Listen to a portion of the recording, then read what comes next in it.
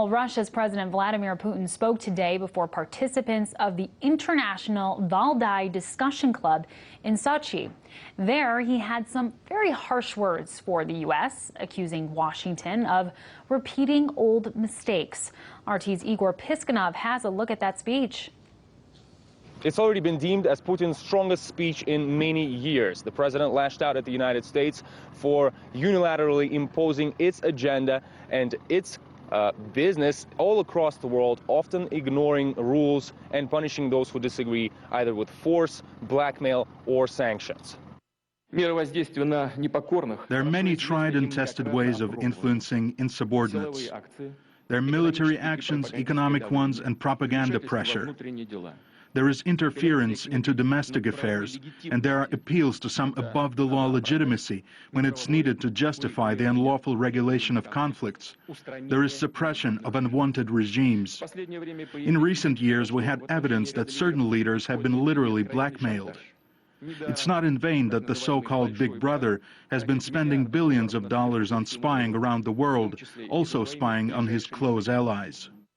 The president also accused the West of failing to learn from its mistakes, reminding how a long time ago, during the Soviet Union's campaign in Afghanistan, military campaign in Afghanistan, many Western nations and Washington specifically trained and supplied jihadists there who were fighting against Soviet troops with weapons, and then they were forced to fight these jihadists themselves in the face of Al-Qaeda or the Taliban. And now we're seeing the emergence of ISIS, which pretty much emerged from, largely from the rebels in Syria, who also were supported openly by many Western nations, including financially and with arms. And now ISIS isn't only fighting against the same exact Western nations, but is also destroying the Middle East.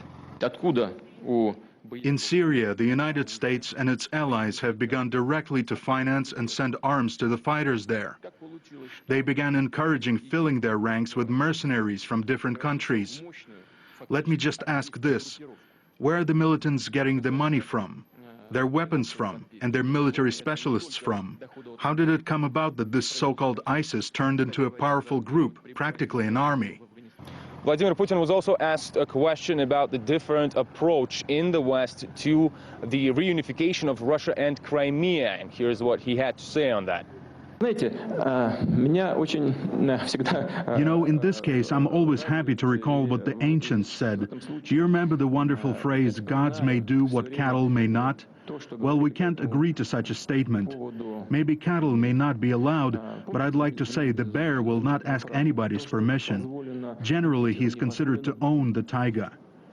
And I know for sure he's not going to move to other climate zones. He doesn't feel comfortable there. But I think it should be clear he will not give his taiga to anybody.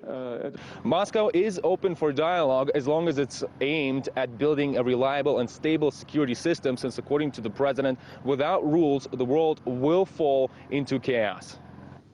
That was RT correspondent Igor Piskunov.